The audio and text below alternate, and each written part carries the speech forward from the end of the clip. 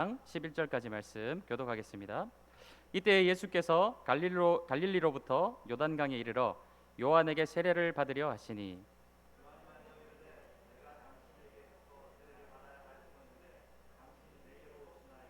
예수께서 대답하여 이르시되 이제 허락하라. 우리가 이와 같이 하여 모든 의를 이루는 것이 합당하니라 하시니 이에 요한이 허락하는지라.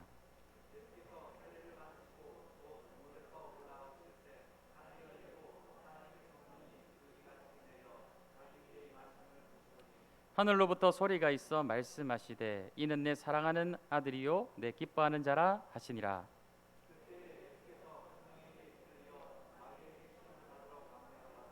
사십일을 밤낮으로 금식하신 후에 줄이신지라.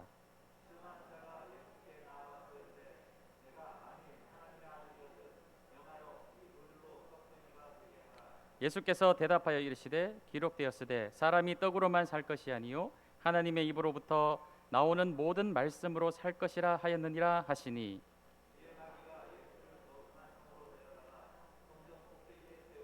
이르되 내가 만일 하나님의 아들이거든 뛰어내리라 기록하였으되 그가 너를 위하여 그의 사자들을 명하시리니 그들이 손으로 너를 받들어 발이 돌에 부딪히지 않게 하리로라 하였느니라.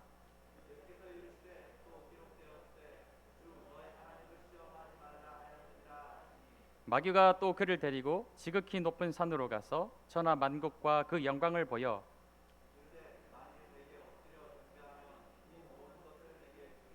이에 예수께서 말씀하시되 사탄아 물러가라 기록되었으되 주 너의 하나님께 경배하고 다만 그를 섬기라 하였느니라. 아멘. 오늘 말씀은 좀 두 부분으로 나누어 본다면 예수님이 세례를 받으시는 장면과 세례를 받으신 그 영광의 자리에서 성령의 인도하심을 따라 광야에서 40일간 시험을 받으시는 그런 내용의 말씀이 되겠습니다. 먼저 예수님께서 세례를 받으시는 말씀이 나오게 되는데 예수님은 하나님이신 그 자체신 분이 바로 하나님 예수님이십니다. 하나님께서 인간의 몸을 입으시고 이 땅에 오신 그 하나님 그분이 바로 예수님이신 것이죠. 그래서 예수님은 사실 이 세례를 받으실 필요가 없으신 분이에요. 지난 시간에도 우리 세례 요한에서 이 세례의 의미에 대해서 잠시 나누었습니다. 세례 요한의 이 세례는 하나님께로 많은 사람들이 나와서 자신의 죄를 씻고 주님의 길을 예비하는 그런 죄인이 죄를 씻어내는 의식이 바로 세례였다라고 말씀을 드렸죠. 그런데 예수님은 죄가 없으신 분이셔요. 그렇기 때문에 세례를 받으실 필요가 없으신 분이십니다. 더군다나 하나님이신 그분이 사람에게 세례를 받는다라는 것은 더욱더 있을 수 없는 그런 일이라는 것이죠. 그럼에도 불구하고 예수님께서 세례 요한에게 나아갈 때 요한이 제가 이것을 감당하지 못하겠습니다. 오히려 제가 당신에게 세례를 받아야 되겠습니다라고 했지만 예수님께서 15절 말씀과 같이 이렇게 말씀하시죠. 이제 허락하라 우리가 이와 같이 하여 모든 의를 이루는 것이 합당하니라 라고 말씀하고 계시는 거예요. 예수님께서는 그것을 받으실 필요가 없으시지만 신이 사람을 위하여 사람의 몸을 입고 이 땅 가운데 오셨기 때문에 인간이 감당해야 할 모든 것 역시도 예수님이 친히 다 감당해 내시는 예수님의 그 낮아지심 예수님의 그 겸손하심을 나타내는 것이 바로 예수님이 세례를 받으시는 장면인 거예요. 이렇게 예수님은 자기 자신을 하늘의 영광 보좌로부터 사람의 몸으로 이 땅에 내려오셔서 자기 자신을 낮출 수 있는 최고 그 죄인의 자리에까지 자신을 낮추실 때에 어떤 일이 벌어지게 됩니까?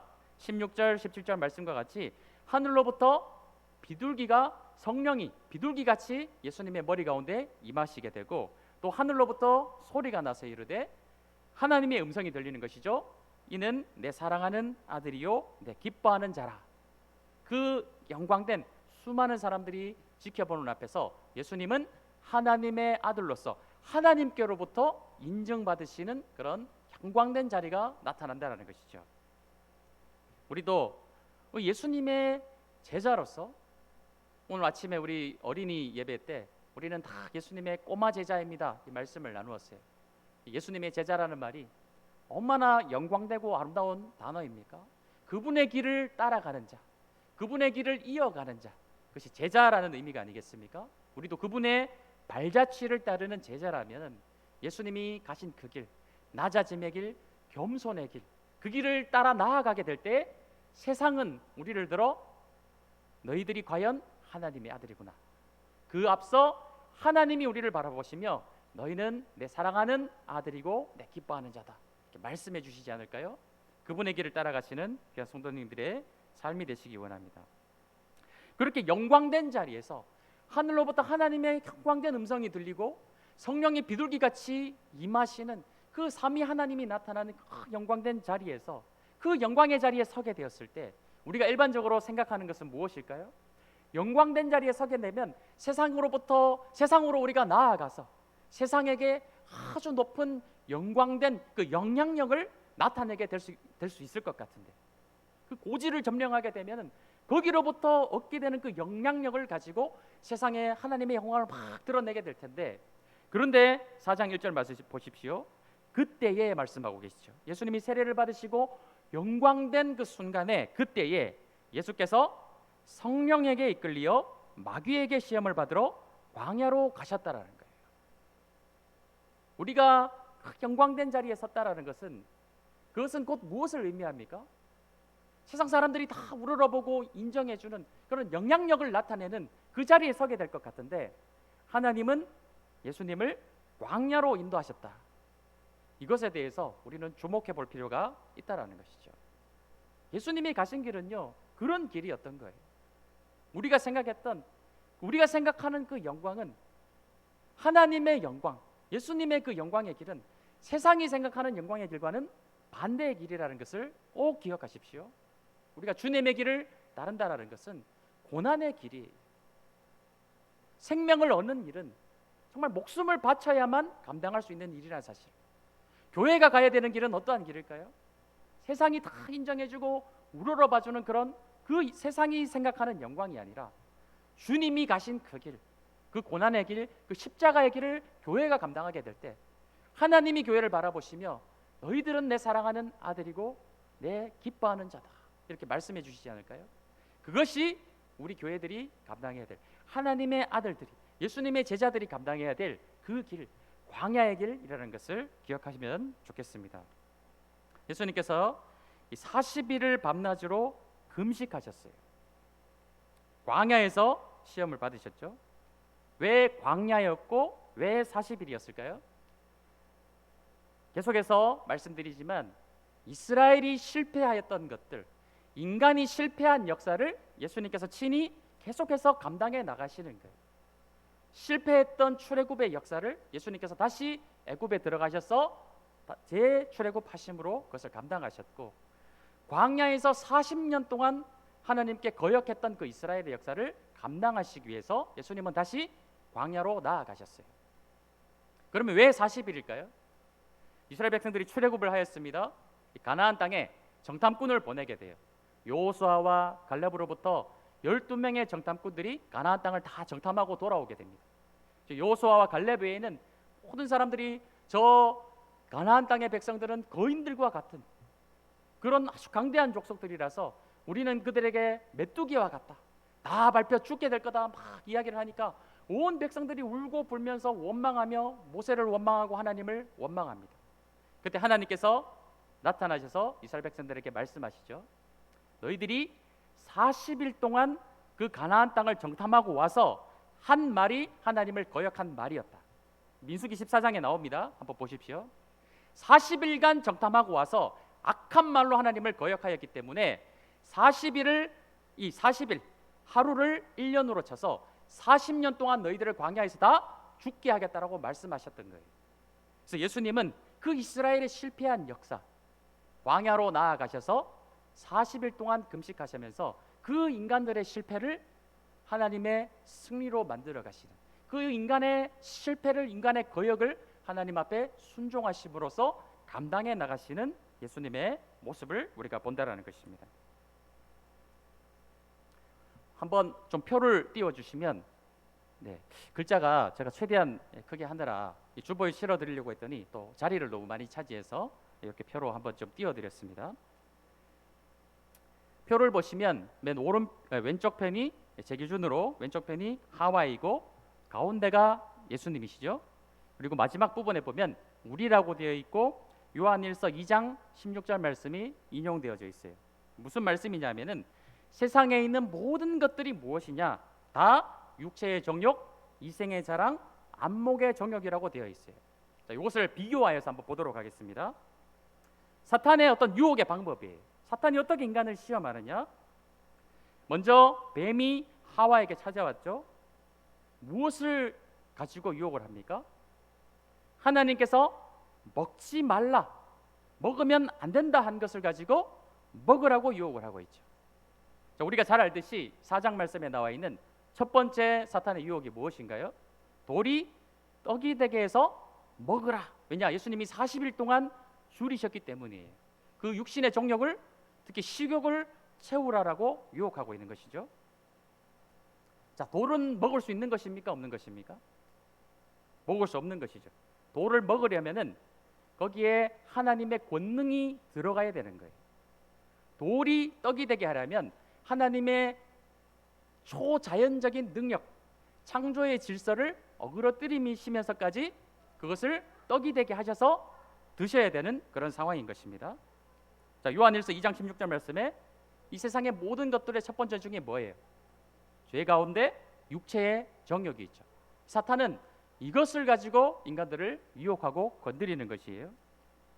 자, 두 번째 것이 무엇입니까? 뱀이 먹지 말라 한 것을 먹으라고 할 때에 이것을 왜 먹으라고 했나요? 네가 하나님처럼 될 수 있을 것이다. 하나님처럼 될 수 있을 것이다. 이렇게 유혹을 하는 것을 보게 되죠. 사탄이 예수님께 나와서 성전 꼭대기에 예수님을 세워놓고 한번 뛰어내려 봐라. 그러면 네가 하나님의 아들이 맞다. 네가 하나님의 아들이거든 뛰어내려 보라고 이야기하는 거예요. 자, 요한일서 2장 16절 말씀에 두 번째가 무엇입니까? 이생의 자랑이 되겠죠. 또 우리는 어떻게든 세상으로부터 인정받고 싶어하고 남들 위에 서고 싶어하고 자신의 자리를 확고히 하고 싶어하는 그 마음, 무엇인가 세상에게 자랑하고 싶은 마음, 이생의 자랑, 이것을 가지고 사탄은 인간을 유혹하는 것입니다. 세 번째 무엇입니까? 하와가 그 나무를 바라보았어요. 선악과 나무를 바라보게 되었을 때 그 나무를 본즉이라고 하고 있죠. 그 나무를 본즉 먹음직도 하고 보암직도 지혜롭게 할 만큼 탐스럽기도 한 나무인지라 말씀하고 있어요. 사탄이 예수님께 온 천하 만국을 어떻게 합니까? 보여주는 것이죠.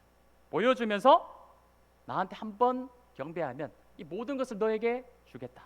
이 모든 것을 취하라라고 싹 예수님께 유혹하고 있는 것을 보게 되는 것입니다.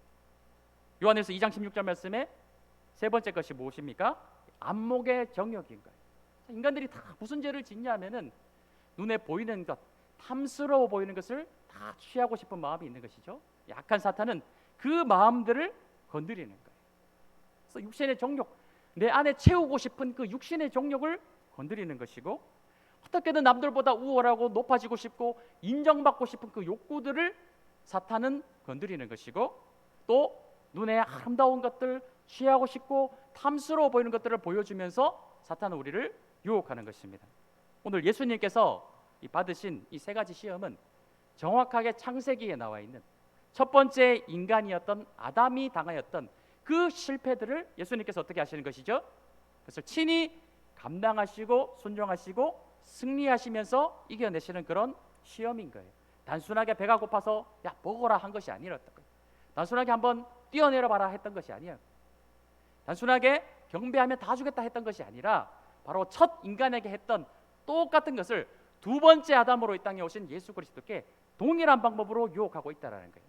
그것에 대해서 예수님은 모두 다 말씀으로 물리치면서 승리해 나가시는 것이 바로 이 광야에서 받으신 시험의 내용이었다는 것입니다. 한 시험부터 잠깐씩 살펴보도록 하겠습니다.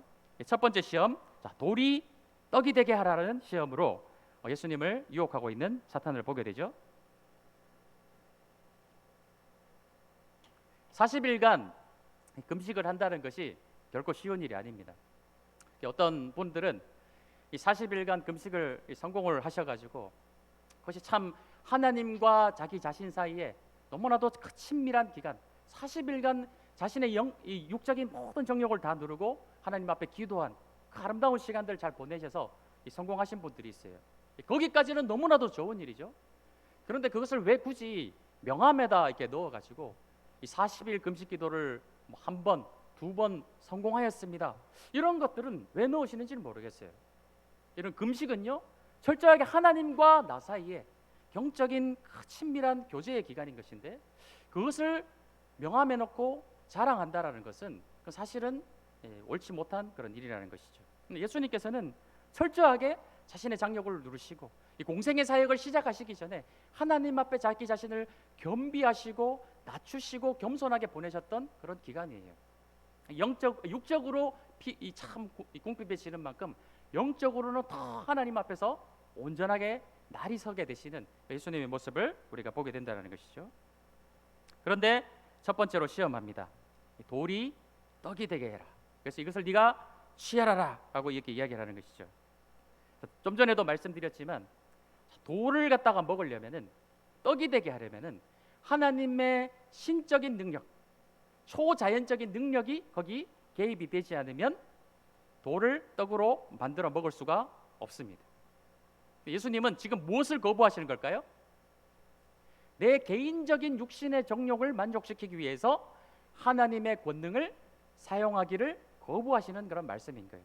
그러면서 인용하시는 말씀이 사람이 떡으로만 살 것이 아니요 하나님의 입으로부터 나오는 모든 말씀으로 살 것이니라 라고 말씀하고 계시죠.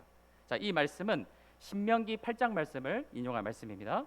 우리 신명기 8장 2절에서 4절까지 말씀 한번 다 같이 읽도록 하겠습니다. 신명기 8장 2절에서 4절까지 말씀입니다. 시작. 내가 하나님 여호와께서 이 40년 동안에 내게 광야길을 걷게 하신 것을 기억하라. 이는 너를 낮추시며 너를 시험하사 네 마음이 어떠한지 그 명령을 지키는지 지키지 않는지 알려 하심이라. 너를 낮추시며 너를 줄이게 하시며 또 너도 알지 못하며 내 조상들도 알지 못하던 만나를 내게 먹이신 것은 사람이 떡으로만 사는 것이 아니요 여호와의 입에서 나오는 모든 말씀으로 사는 줄을 내가 알게 하려 하심이니라.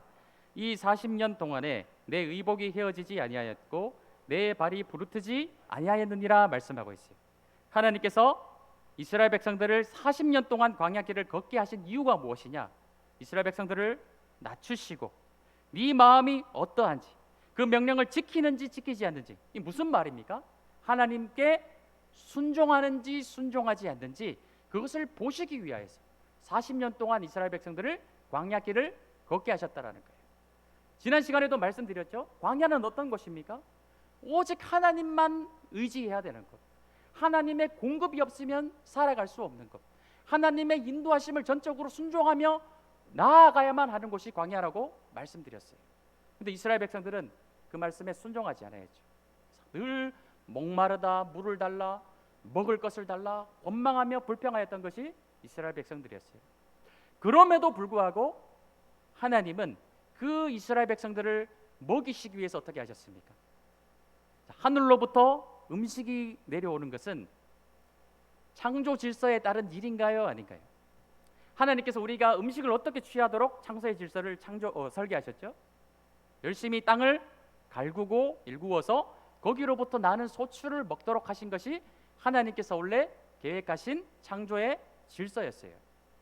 그런데 이 이스라엘 백성들, 원망하며 불평하며 거역하는 이 이스라엘 백성들을 먹이시기 위해서 하나님은 지금 어떻게 하고 계셨던 것입니까? 그 창조의 질서를 어그러뜨리시면서까지 하늘로부터 음식을 내려주셨던 거예요. 만나를 내려주셨던 거예요. 그를 통하여서 먹이신 이유가 무엇이라고요? 그렇게까지 해서 하나님께서 자신의 창조 질서를 어기시면서까지 이스라엘 백성들에게 하늘로부터 음식을 내려주신 이유는 무엇입니까? 사람이 떡으로만 사는 것이 아니라 오직 너희의 삶은 하나님의 공급으로만 인하여 살아갈 수 있다. 하나님께서 공급하여 주시지 않으면 너희는 살아갈 수 없는 존재야라는 것을 가르쳐 주시기 위해서 그렇게 하셨다라는 거예요. 그래서 사람은 떡으로만 사는 것이 아니라 하나님의 공급, 하나님의 말씀으로 사는 것이다 가르쳐 주셨다는 것이죠. 다시 마태복음으로 돌아오도록 하겠습니다. 지금 마귀는 예수님의 무엇을 건드리고 있나요? 예수님의 육신의 정욕을 건드리고 있어요. 자, 40일 동안 배가 고픈데 돌 하나 떡으로 그걸 만들어 먹는 거, 그거 네가 하나님의 아들이니까, 이 정도는 할 수 있지 않냐라는 것이죠. 예수님 어떻게 하시죠? 자신의 육신의 정욕을 만족시키기 위해서 하나님이신 그분의 신적인 권능을 사용하시기를 거부하시는 거예요. 그러면서 하시는 말씀이 무엇입니까? 나는 오직 하나님의 말씀에 순종하겠다. 내 정욕을 위해서 하나님이 만드신 그 창조의 질서를 어그러뜨리지 않고 하나님의 그 창조 질서에 순종하겠다 말씀하시는 것이 바로 첫 번째 시험을 이기는 그런 말씀의 내용이라는 것이죠. 사랑하는 성도님들, 이 말씀을 보면서 예수님은 능히 돌을 떡이 되게 할 능력을 가졌지만 자신의 정욕을 위해서 그 능력을 사용하지 않으셨어요. 하나님 오늘 우리에게 여러 가지 은사들을 주셨습니다. 각양각색, 정말 모든 사람들에게 다 다른 여러 가지 은사들과 능력들을 우리에게 주셨어요. 여러 가지 능력들을 가지고 있죠. 어떤 분은 찬양을 잘하시는 분도 있고, 어떤 분들은 머리가 비상하게 빨리 잘 돌아가시는 분이 있어서 계산을 잘 해내시는 분도 있고, 또 봉사를 잘하시고 섬김을 잘하시는 그런 분들이 있어요. 여러 가지 영역들이 있습니다.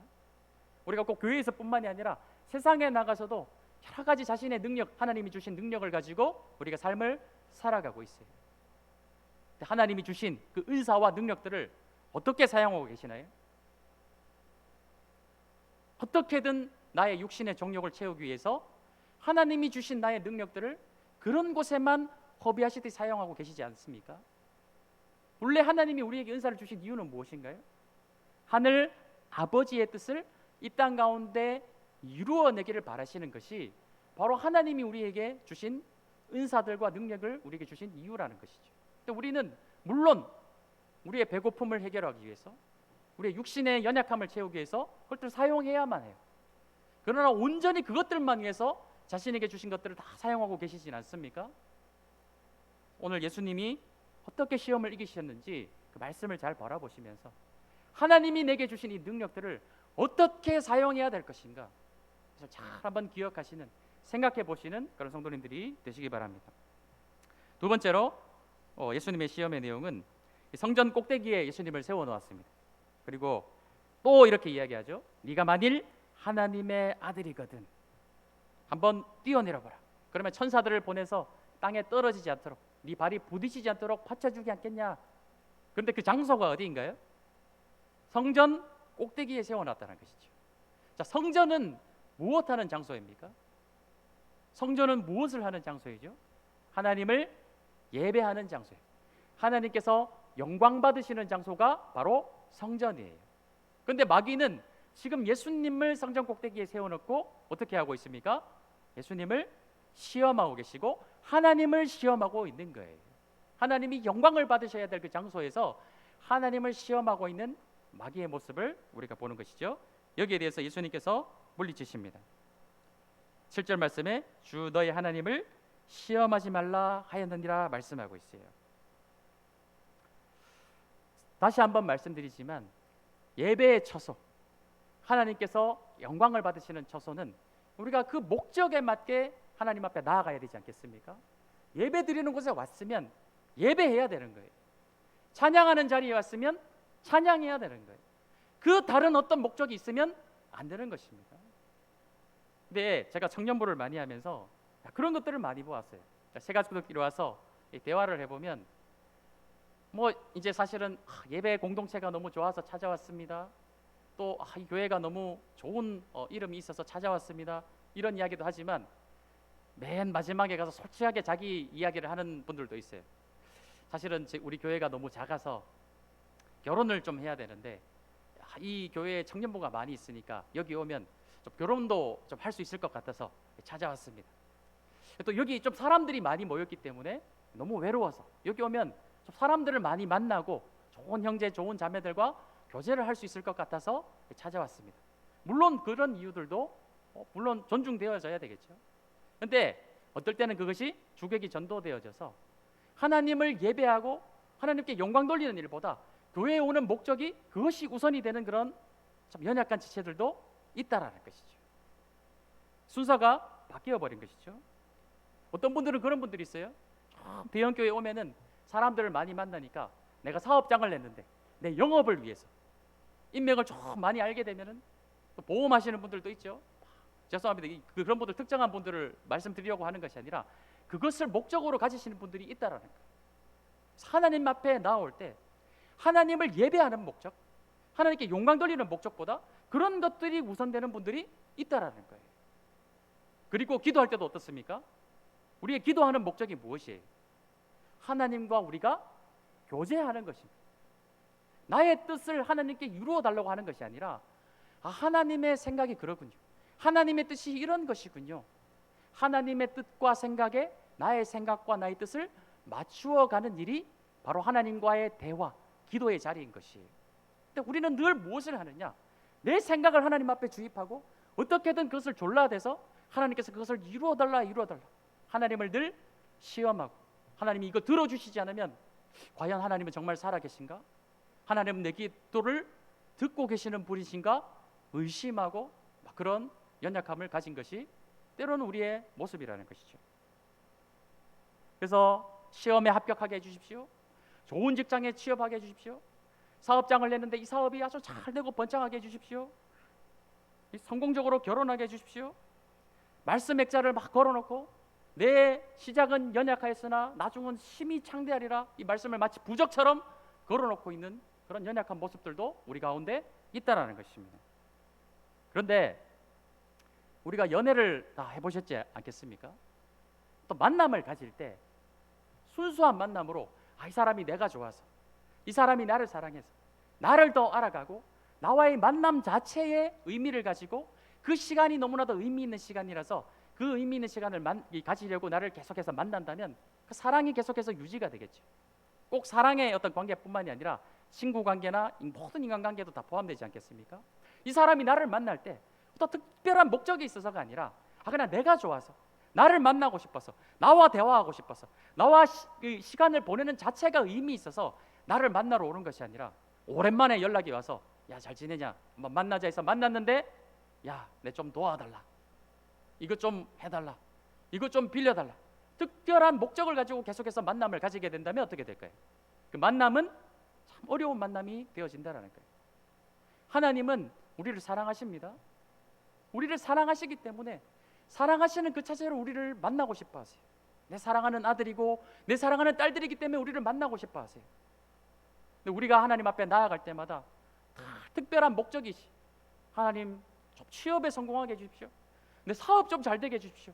하나님 앞에 나아갈 때 순수하게 하나님을 사랑하는 마음이 아니라 이런 내 개인의 어떤 육신의 정욕, 이생의 자랑, 이런 것들을 위하여서 하나님이 이걸 들어주셔야 내가 세상에서 인정받고 내가 하나님의 아들로서 인정받고 내가 세상의 위치를 공고하게 다져지고, 이런 이생의 자랑 때문에 하나님을 만나게 된다면 하나님이 얼마나 마음 아파하시겠습니까? 야, 나는 너를 순수하게 만나고 싶은데, 우리가 만나서 정말 대화하고 나의 말을 네가 들어주고 너도 그 사랑의 말을 하나님 앞에 올려드리고, 여기서 하나님께서는 그 순수한 만남을 원하시는데 늘 하나님 앞에 예배하러 나오고 기도하는 목적이 특정한 이 어떤 자신의 어떤 목적만을 가지고 하나님을 만난다면 우리의 아버지 되신 하나님께서 얼마나 슬퍼하시겠습니까?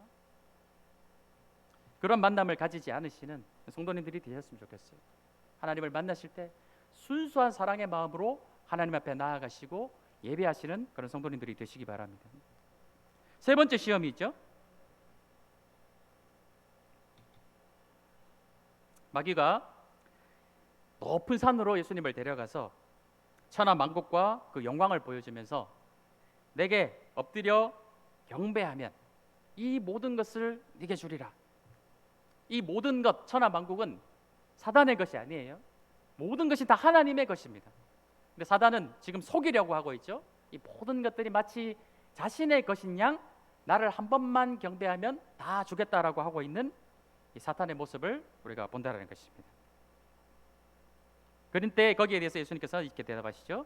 사탄아 물러가라, 주 너의 하나님께 경배하고 다만 그를 섬기라 라고 예수님께서 말씀으로 이것을 물리치는 것을 보게 됩니다. 자, 어쨌거나 마귀가 이 천하만국이 자신의 것인 양 착각하든지 말든지 일단은 유혹하고 있는 것은 이것을 다 네게 주겠다라는 거예요. 자, 예수님께서 이 땅에 오신 이유는 무엇입니까? 죄와 사망의 권세 아래에 있는 모든 인간들과 이 피조 세계, 자연 모든 만물들까지도 다 속량하시고 구원해 내시기 위해서 이 땅에 오신 분이 바로 예수님이세요. 지금 마귀는 무엇을 유혹하고 있는 것이죠? 모든 것들을 야, 어려운 길로 갈 필요가 없어. 내게 한 번만 경배하면 다 주겠다라는, 다 줄 테니까 야, 딱 한 번만 경배해. 아주 쉽고 빠른 길이야. 딱 한 번만 경배하면 네가 이 땅에 온 목적을 이룰 수 있지 않을까? 다 주겠다라는 것이죠. 거기에 대해서 예수님은 어떻게 하십니까? 쉽고 빠른 길을 선택하지 않으셨어요. 예수님은 철저하게 하나님께 순종하심으로 그 쉽고 빠른 길이 아니라 어려운 길, 고난의 길인 십자가의 길을 선택하시는 예수님의 모습이 바로 이 4장에 나타나 있다라는 거예요. 마귀에게 한 번 경배하기만 하면 다 주겠다라는 거예요. 다 해방시켜 주겠다라는 거예요. 돌려주겠다라는 거예요. 그러나 예수님은 그 쉽고 빠른 길을 선택하지 않으시고 오직 하나님의 말씀에 순종하여서 하나님이 이 땅에 예수님을 보내신 목적, 그 십자가의 길, 고난의 길을 감당하심으로써 그 피 흘림으로 말미암아 모든 인간과 이 피조 세계를 구원해내시는 그 십자가의 길을 감당하시기를 순종해내시는 예수님의 모습이 바로 세 번째 시험을 이기는 예수님이시라는 것입니다. 오늘날 세상은 물질 만능주의가 되었어요. 다 그냥 무언가 가질 수 있다면, 때로는 어쩌면 신앙보다도 무엇을 가질 수 있는가를 우선순위로 가지는 그런 신앙인들도 있지 않습니까? 직업을 선택을 한다든지 어떤 것을 선택을 하게 될 때 이 기준 자체가 하나님의 어떤 관점에서, 어떻게 성경 말씀의 관점에서 그런 것들을 선택하는 것이 아니라, 성경 말씀이, 하나님의 말씀이 기준이 되는 것이 아니라 세속적인 가치관이 우선 기준이 되어서 모든 것을 선택해 나가는 것을 우리가 때로는 보게 된다는 것이죠. 왜냐하면 신앙생활의 길을 선택을 하게 되면 십자가의 길이 되기 때문에 그래요. 어려운 길, 고난의 길이 뻔히 보이니까, 그 관점으로 그 길을 가게 되면 참 어려운 길이 보이니까 그거를 포기하는 것이죠. 그리고 쉬운 길, 쉽게 갈 수 있는 길을 선택하는 거예요. 뭔가 더 가질 수 있는 것을 선택을 하는 거예요. 그러나 예수님은 그 길을 선택하지 않으셨다는 것을 예수님의 제자 되신 우리 성도님들 잘 기억하시기 바라겠습니다. 오늘 이 말씀의 공통점들을 보면, 물론 세 번째 시험에는 직접적으로 언급하지 않았지만 다 같은 관점이에요.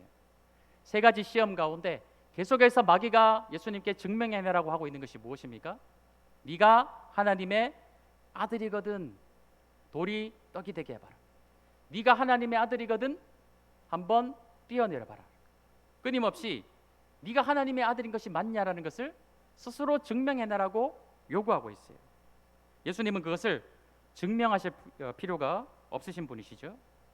우리도 끊임없이 인정받고 싶은 욕구가 있습니다. 하나님께도 인정받고 싶어요. 가족에게도 인정받고 싶죠.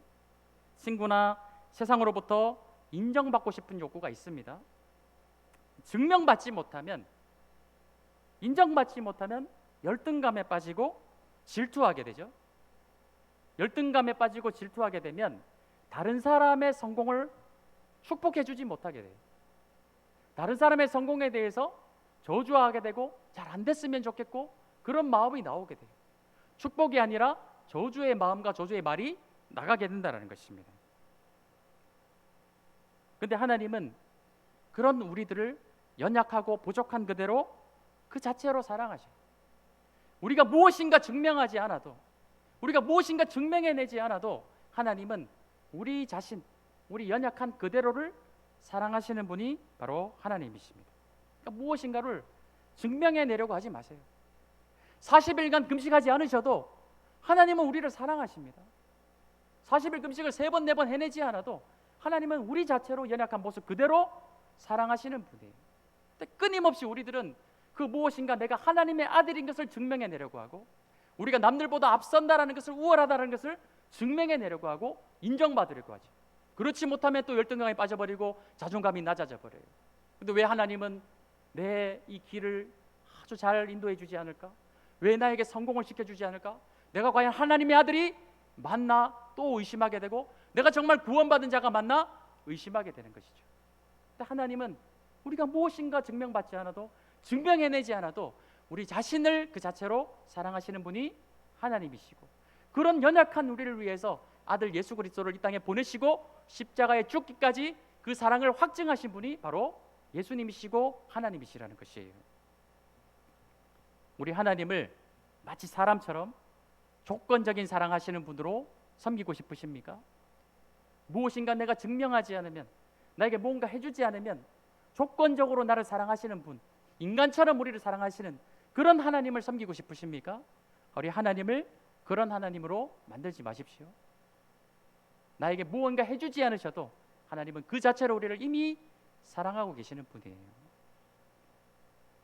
우리가 어떤 기적이나 능력을 체험하지 않고 이 세상에서 어떤 우월하고 성공하는 자리에 나아가지 못하더라도 우리는 하나님의 아들임이 변하지 않는다는 사실을 오늘 이 주일날 꼭 다시 한번 생각하시고 기억하시는 성도님들이 되시고, 그런 세속적인 기준으로 자기 자신을 자꾸 바라보면서 자존감을 낮추고 내가 하나님의 아들이 맞냐 탄식하고, 마치 40년간 광야를 배회하면서 다시 우리를 애굽으로 돌려달라고 원망하고 불평했던 그 이스라엘의 실수를 반복하지 않으시는 그런 성도님들이 되시기 바랍니다. 우리 크리스천으로 자존감을 가지십시오. 세상이 무엇이라 우리를 평가해도 나는 하나님의 아들입니다. 연약한 내 모습 이대로 하나님은 받으셨습니다. 우리 함께 찬양함으로 나아가겠습니다.